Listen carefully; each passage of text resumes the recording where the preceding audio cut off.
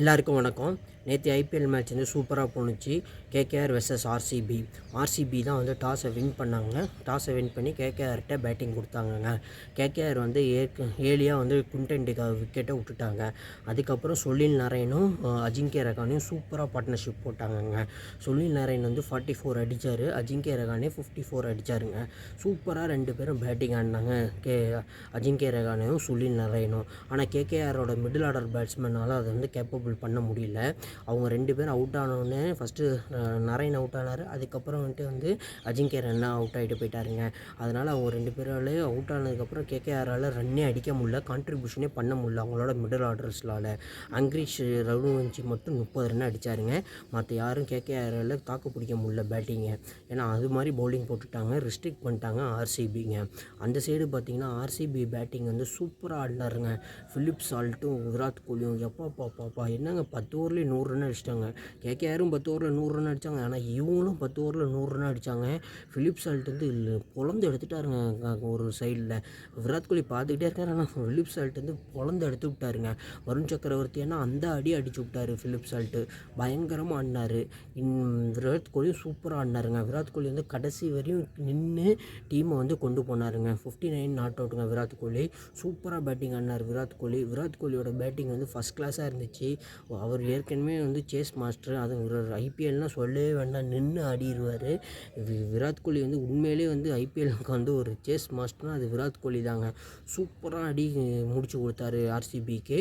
அவங்களோட ரஜித் பண்டிடாரும் வந்து சூப்பராக பிளைண்டர் ஆடினார் ஒரு 30 ரன்ஸு. ஆனால் ஆர்சிபியை பொறுத்தவரை என்ன ஸ்ட்ராட்டஜியில் வந்திருக்காங்கன்னா, கேகேஆர் மாதிரி தான் அவங்களும் அடிச்சுட்டே ஆகணும். ஃபஸ்ட்டு 2 பால் ஆடினதுக்கப்புறம் 3வது பால்லேருந்து அடிக்க தான் போகிறாங்க எல்லோரும். அது விராட் கோலியாக இருக்கட்டும், இந்த டேவிட் படிக்கல் விக்கெட்டை கூட நம்ம பார்த்துருக்கலாம். டேவிட் படிக்கல்லாம் அடிக்க போய் தான் அவுட் ஆகிட்டார். ஆனால் அடிக்க தான் போனார் மேட்ச்சு. பிலிப் சால்ட் வந்து உரிச்சு எடுத்துட்டாருங்க. பிலிப் சால்ட் உண்மையிலே பயங்கரமான பேட்டிங் ஆடினாருங்க. 2 பேரும் பவர் பிளேயில் வந்து விராட் கோலி லிட்ரலாக பிலிப் சால்ட்டுகிட்டே விட்டுட்டார், நீயே அடிச்சுக்கொண்டு. ஏன்னா அது மாதிரி அடித்தார் பிலிப் சால்ட்டு. கேகேஆர் 174 அடித்தாங்க. அந்த கொல்கட்டா விக்கெட்டில் 174னால் பத்தாது, இன்னொரு 10 ரன்னு 15 ரன் எக்ஸ்ட்ரா அடிச்சிருந்தா கொஞ்சம் டஃப் ஃபைட் போட்டிருந்துருக்கலாம். ஆனால் கேகேஆரோட மிடில் ஆர்டர்ஸ் பேட்ஸ்மேன்ஸ் யாருமே சரியாக விளையாடாதனால அவங்களுக்கு வந்து செட் ஆகலை.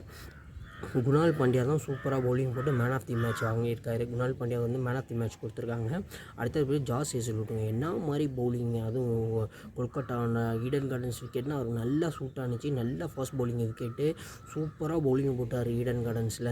உண்மையிலேங்க ஹேசல்வுட் சூப்பராக பவுலிங் போட்டார். கடைசி ஒரு ஹர்ஷித் ராணாவை வந்து லிட்ரலாக நிப்பாட்டிட்டார். அதுவும் ஃபஸ்ட்டு 3 பால் டாட் பால், 4வது பால் வந்து எட்ஜ் எடுத்து 4 பண்ணுச்சுங்க. அது அந்த 4னால் வந்து நம்ம கணக்கில் தான் எடுத்தாகணும். வேறு என்ன பண்ணுறாரு, சூப்பராக பவுலிங் போட்டார் ஜாஸ் ஹேசல்வுட் இருக்கிற வரையும் அவங்களுக்கு வந்து ஒரு நல்ல பலம் தான். ஆனால் என்னென்னா நேற்று புவனேஷ்குமாரை வந்து விளையாட வைக்கல ஆர்சிபி. அது என்ன ஸ்ட்ராட்டஜின்னு தெரியல. போக மேட்ச்சில் வந்து சான்ஸ் கிடைக்கும். ஆனால் லிட்ரலாக வந்து ஆர்சிபி வந்து சூப்பராக நேற்று வந்து ஃபைட் பேக் பண்ணி கொண்டு போயிட்டாங்க ஆர்சிபி டீமு. சூப்பர் வின் ஆர்சிபிக்கு. நல்ல வின் பண்ணியிருக்காங்க. நல்ல டீமாக இருக்குது ஆர்சிபிங்க. இதே மாதிரி விளாண்டாங்கன்னா ஆர்சிபி வந்து பிளே ஆஃப்க்கு குவாலிஃபைட் ஆக சான்ஸ் அதிகமாக இருக்குது. கண்டிப்பாக டீம் வந்து நல்லா இருக்குது. இன்னும் வர மேட்சஸில் தான் ஆர்சிபி வந்து எப்படி வந்து விளாடுவாங்கன்னு தெரியல. அதே மாதிரி சுரேஷ் சர்மா அவர் வந்து கேகேஆரில் விளாண்டவர், நேற்று ஆர்சிபிக்கு விளாண்டார். நல்லா பவுலிங் போட்டார். அவர் மெயின் விக்கெட் ஆண்ட்ரூ ரசூல் எடுத்தார். கொஞ்சம் எக்ஸ்பென்சிவ் தான், பட் ஆனால் மெயினான விக்கெட் வந்து ரசூல் எடுத்து கொடுத்துட்டாரு. அங்கே தான் மேட்ச் வந்து டேர்ன் ஆகிடுச்சிங்க. ஆர்சிபி வந்து 7 விக்கெட் வித்தியாசத்தில் ஜெயிச்சிட்டாங்க. ஒரு நல்ல மேட்சாக இருந்துச்சு நேற்று. அடுத்தது வந்து நம்ம பார்க்க போகிறது வந்து எல் கிளாசிக்கோனால் எல்லாருக்குமே தெரியும், Chennai super Kings versus Mumbai Indians. Already வந்து ஐப் வந்து பயங்கரமாக போயிட்டுருக்காங்க. இன்றைக்கி 2 மேட்ச் இருக்குது. Sunrisers Hyderabad versus Rajasthan Royals. அதை யாருமே வந்து பேச மாட்டாங்க. அது வந்து 3:30 மணிக்கு மேட்ச், அது 4:30 மணிக்கு ஸ்டார்ட் ஆகும். இந்த மேட்ச் தான் எல்லாம் எதிர்பார்த்துட்ருக்காங்க. எல் கிளாசிக்கோ சூப்பரான மேட்ச்சுங்க. அப்போ ஐபிஎல்லே ஒரு மெயினான மேட்ச்னால் வந்து எல் கிளாசிக்கோ தான். அது நம்மளுக்கு எல்லாருக்கும் தெரியும். Chennai super Kings versus Mumbai Indians. Already hype வந்து பயங்கரமாக போயிட்டுருக்கு. அனிருத் வேறு வந்து பெர்ஃபார்ம் பண்ண போகிறாராம் ஈவினிங் 6:30க்கு. அதையும் பாருங்கள். அதுவும் இல்லாமல் மேட்சையும் பாருங்கள். ஃபஸ்ட்டு வந்து சென்னை சூப்பர் கிங்ஸு ஸ்குவாடை பார்த்துடலாம். சென்னை சூப்பர் கிங்ஸில் யார் 4 ஓவர்சீஸ் பிளேயர் விளையாடுவாங்கன்னு பார்த்தீங்கன்னா, சாம் கரன், பத்திரானா, நூர் அகமது. ஏன்னா சென்னையில் நடக்கிறனால கண்டிப்பாக நூர் அகமது தான் போவாங்க. இன்னொரு ஓவர்சீஸ் யாருன்னா ரச்சின் ரவீந்திராவுக்கும் டேவிட் கான்வாய்க்கும் தான் அவ்வளோ ஒரு ப்ராப்ளமாக இருக்குது, யார் விளையாடுவாங்கன்ட்டு. முக்கால்வாசி வந்து டேவிட் கான்வாயை தான் வந்து சென்னை சூப்பர் கிங் ப்ரிஃபர் பண்ணுவாங்கன்னு நினைக்கிறேன். மற்றபடி ரச்சின் ரவீந்திராவுக்கும் டேவிட் கான்வாய்க்கும் தான் ரொம்ப டீமில் 11 விளாட்றதுக்கு, அதனால் அது ஓவர்சீஸ் யாரை விளாட்றதுக்குன்னு ப்ராப்ளம் இருக்குங்க. மற்றபடி இவங்க 4 பேர் ஓகே ஆகிடுச்சு. 5வது வந்து ருத்ராஜ் கைக்வாட், அவர் தான் ஓப்பனிங் ஆடுவார். 6வது வந்து MS தோனி, 7வது வந்து அஸ்வின், 8 வந்து ஜடேஜா, 9 வந்து கலீல் அகமது, 10 வந்து ராகுல் திரிபாத்தியா, 11 வந்து விஜய் சங்கர். அது வந்து அவங்க எப்படி ஸ்ட்ராட்டஜியில் கொண்டு வராங்கன்னு தெரில. தீபக் கூடவா, விஜய் சங்கரா, இல்லை வந்து யாரை கொண்டு வராங்கன்னு தெரில. அது வந்து அவங்க டீம் ஸ்ட்ராட்டஜியை பொறுத்து தான் இருக்குங்க. ஆனால் சென்னையில் நடக்கிறதுனால ஸ்பின்னிங் விக்கெட்டுங்கிறதுனால நல்லா ஸ்பின்னிங் கண்டிஷன்லாம் வச்சுருப்பாங்க அவங்கள வந்து பீட் பண்ணுறதுக்கு. சென்னை சூப்பர் கிங்ஸ்க்கும் ஸ்குவாடு வந்து நார்மலாக தான் இருக்குது. நார்மல்னு சொல்ல முடியாது, ஓரளவுக்கு இருக்குது. பட் ஆனால் இந்த டீமுக்கு வந்து ஒரு அட்வான்டேஜ் என்னன்னா, அவங்களுக்கு வந்து மெயினான பிளேயரான ஜஸ்பிரீத் பும்ராவும் ஹார்திக் பாண்டியாவும் விளையாட மாட்டாங்க. அதனால சென்னை சூப்பர் கிங்ஸ்க்கு ஒரு அட்வான்டேஜ் இருக்குது. ஹார்திக் பாண்டியாவும் விளையாடலை, ஜஸ்பிரீத் பும்ராவும் விளையாடுறதுனால சென்னை சூப்பர் கிங்ஸ்க்கு வந்து ஒரு அட்வான்டேஜ் தான். இந்த சென்னை டீம் வந்து மும்பை இன்றைக்கி பீட் பண்ணுமான்னு கேட்டால் பீட் பண்ண அதிக சான்ஸ் இருக்குங்க. ஏன்னா நம்மள்கிட்ட சென்னை சூப்பர் கிங்ஸ்கிட்ட வந்து ஸ்பின்னர்ஸ் வந்து பயங்கரமாக இருக்காங்க. ரவீந்திர ஜடேஜா, ரவிச்சந்திரன் அஸ்வின், நூர் அகமது, இவங்க 3 பேர் கண்டிப்பாக 12 ஓவர் போட்டுருவாங்க. 4, 8, 12 ஓவர் கண்டிப்பாக போட்டுருவாங்க. இந்த சைடு பத்திரானா ஒரு 4 ஓவர் கண்டிப்பாக போட்டுருவார். இன்னொரு 4 ஓவர் வந்து கலீல் அகமது இல்லைனா இந்த தீபக் கூட யாராச்சும் வச்சு கண்டிப்பாக முடிச்சுருவாங்க. கலீல் அகமது அடி வாங்கினா கூட ஒரு 2 ஓவர் தீபக் கூட கொடுத்துருவார். இந்த சைடு வந்து இவருக்கு 2 ஓவர் தீபக் கூட, கலீல் அகமது 2 ஓவர் போட்டு 2 பேரும் எல்லாம் முடிச்சிருவாங்க. அடுத்தது பார்த்திங்கன்னா மும்பை இந்தியன்ஸ்க்கு வந்து ஒரு பெரிய டிஸ்அட்வான்டேஜ் என்னென்னா, அவங்களுக்கு வந்து அவங்க மெயின் பிளேயரான ஜஸ்பிரீத் பும்ரா இல்லை. அவர் இன்னும் NCAல தான் இருக்காராம். NCAல ட்ரீட்மெண்ட் நடந்துகிட்ருக்கு. அவருக்கு இன்னும் சர்டிஃபிகேட் கொடுக்கல. அவர் இன்னும் NCAலேருந்து வரல. அப்புறமேட்டு பார்த்திங்கன்னா Hardik Pandya last match slow over ரேட்னால இந்த மேட்ச் பேன் பண்ணியிருக்காங்க. அவர் இந்த மேட்ச் மட்டும் விளையாட மாட்டார், மற்ற எல்லா மேட்சும் விளையாடுவார். First match ban. ஆனால் அவர் ஆல்ரெடி சென்னையில் தான் இருக்கார், ப்ராக்டிஸ் பண்ணிட்டு தான் இருக்கார். மும்பை இந்தியன்ஸை பொறுத்தவரையும் மும்பை இந்தியன்ஸ் டீமும் நல்லா இருக்குங்க.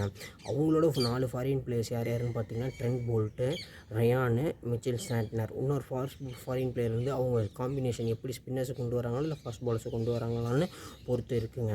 மும்பை இந்தியன்ஸில் வந்து வாட்ச் அவுட் பிளேயர் வந்து ராபின் பின்ஸ். அவர் தான் முன்னாடியிலேருந்து சொல்லிகிட்டு இருக்கேன், ராபின் பின்ஸ் தான் வாட்ச் அவுட் பிளேயராக இருப்பார். கண்டிப்பாக அவர் ஒரு கலக்குவார் இந்த IPLல. கண்டிப்பாக அவரை நான் பார்க்கணும் நம்ம எல்லோரும். அவர் கண்டிப்பாக வாட்ச் அவுட் பிளேயராக இருப்பார் ராபின் பின்ஸ்காண்டி தான் மும்பை இந்தியன்ஸ் டீமுக்கு வந்து இந்த வாட்டி ஹைப் அதிகமாக இருக்குது. ராபின் பின்ஸை பற்றி தான் எல்லோரும் பேசிக்கிட்டே இருக்காங்க.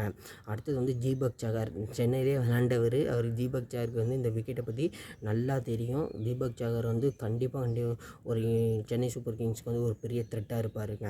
அடுத்தது இது சூரியகுமார் யாதவ் தான் இன்றைக்கி வந்து கேப்டன் பண்ணுறாரு மும்பை இந்தியன்ஸ்க்கு வந்து அவர் ஏற்கனவே இந்தியாவுக்கு கேப்டன் பண்ணியிருக்காரு. மும்பை இந்தியன்ஸ்க்கு ஏற்கனவே கேப்டன் பண்ணியிருக்காரு, இந்த மேட்சும் கேப்டன் பண்ணுறாரு. மும்பை அவருக்கு வந்து ஸ்ட்ராட்டஜினா நல்லா, ஏன்னா இந்தியா கேப்டனு, அவருக்கும் நல்லா தெரியும் எப்படி கேப்டன் பண்ணணுன்ட்டு. அவர் கவலையே பட மாட்டார். யார் சூரியகுமார் யாதவ், ஹார்திக் பாண்டியா இல்லைனா, ஜஸ்பிரீத் பும்ரா இல்லைனா அவருக்கு எப்படி டீமை கொண்டு வரணும்னு தெரியும். அவரும் பயங்கரமான ஸ்பின் காம்பினேஷனில் தான் வருவார். அவங்களுக்கும் ஸ்பின் பவுலிங்ஸ்லாம் சூப்பராக இருக்குது. கண்டிப்பாக நீங்கள் மிச்சல் சாண்ட்னர் ஆட வச்சுருவாங்க. ஏன்னா அவர் சென்னையிலே ஆடியிருக்காரு. சென்னைக்கும் கிரிக்கெட்டை பற்றி நல்லா தெரியும்.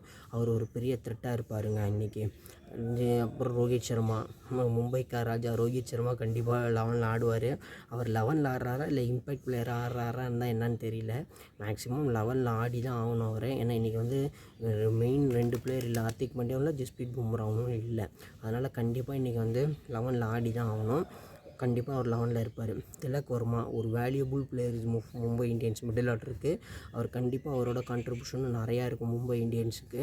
மும்பை இந்தியன்ஸ் வந்து ஒரு ஆல்ரவுண்டராக தான் திலக் வர்மாவை பார்க்குறாங்க. பவுலிங்கும் போடுவார், பேட்டிங்கும் சூப்பராக ஆடுவார். மிடில் ஆர்டரில் வந்து ஒரு சூப்பரான பேட்ஸ்மேனுங்க திலக் வர்மா.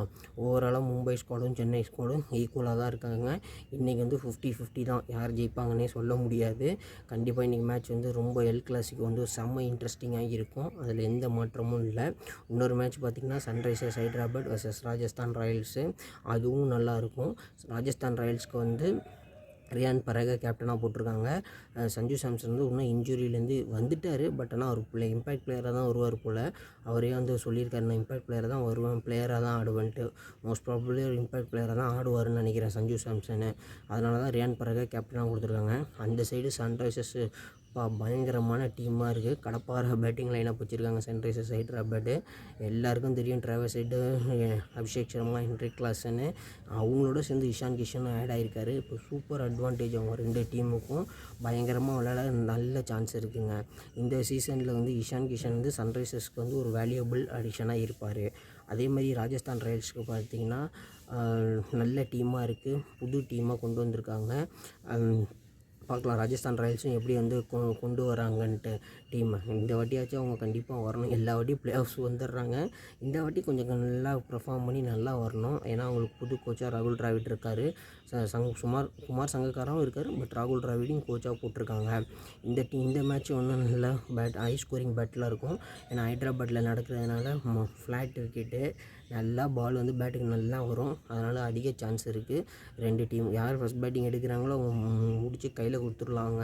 ஏன்னா அங்கிட்டு வந்து ட்ராவர்ஸ் ஹெட்டு பொழந்து எடுத்துருவார். ராஜஸ்தான் ராயல்ஸ் ஜெயிக்கணும்னா வந்து ட்ராவர்ஸ் ஹெட் விக்கெட் எடுத்துடணும். ட்ராவர்ஸ் ஹெட் விக்கெட் எடுத்தால் தான் ராஜஸ்தான் ராயல்ஸ்க்கு வின் பண்ணுறதுக்கு ஒரு நல்லா இருக்கும். பட் ஆனால் அவங்க எப்படி கொண்டு வர போகிறாங்கன்னு தெரியல ஸ்ட்ராட்டஜிஸு. இப்போ ட்ராவர்ஸ் ஹெட் தான் மெயினான பிளேயர் இன்றைக்கி அந்த ஃபஸ்ட் மேட்ச்சை பொறுத்த வரையும். Rajasthan Royals versus Hyderabad first மேட்ச்சை பொறுத்த வரையும் ட்ராவர்ஸ் ஹெட் தான் வந்து மெயினான பிளேயராக இருப்பாருங்க. உங்களுக்கு பிடிச்ச டீமை வந்து கமெண்ட் பாக்ஸில் கமெண்ட் பண்ணுங்கள். யார் வந்து மெயினான பிளேயரு எல் கிளாசிக்கோலையும் ராஜஸ்தான் ராயல்ஸ் வர்சஸ் சன்ரைசர்ஸ் ஹைதராபாத்தில் யார் மெயின் பிளேயராக இருப்பா, Mumbai Indians versus Chennai super கிங்ஸில் யார் மெயின் பிளேயராக இருப்பா, யார் நல்லா பர்ஃபார்ம் பண்ணுவாருங்கிறத கமெண்ட் பாக்ஸில் கமெண்ட் பண்ணுங்கள். யார் ஜெயிப்பாங்கிறதையும் கமெண்ட் பாக்ஸில் கமெண்ட் பண்ணுங்கள். ராஜஸ்தான் ராயல்ஸ் வர்சஸ் சன்ரைசர்ஸ் ஹைதராபாத்தில் யார் ஜெயிப்பா, Mumbai Indians versus Chennai super கிங்ஸில் யார் ஜெயிப்பாங்கிறத வந்து கமெண்ட் பாக்ஸில் கமெண்ட் பண்ணுங்கள். இன்றைக்கி மேட்ச் வந்து பயங்கர இன்ட்ரெஸ்ட்டாக இருக்கும். மேட்சை பாருங்கள், சொல்லுங்கள் யார் ஜெயிப்பாங்கிறத கமெண்ட் பாக்ஸில் கமெண்ட் பண்ணுங்கள். என்னோட ப்ரெடிக்ஷன் படி ஃபஸ்ட் மேட்ச் வந்து சன்ரைசர்ஸ் ஹைதராபாத் வர்சஸ் ராஜஸ்தான் ராயல்ஸில் நான் வந்து சன்ரைசர்ஸ் எஸ்ஆர்ஹெச்சுக்கு தான் சப்போர்ட் பண்ணுறேன். Mumbai Indians versus CSK match வந்து 50-50 தான். 2 டீமுமே அப்படி தான் இருக்குது. ஆனால் யார் ஜெயிப்பாங்கிறது வந்து சொல்ல முடியாதுங்க. பார்க்கலாம் யார் ஜெயிக்கலான்ட்டு Mumbai Indians versus Chennai super கிங்ஸில்.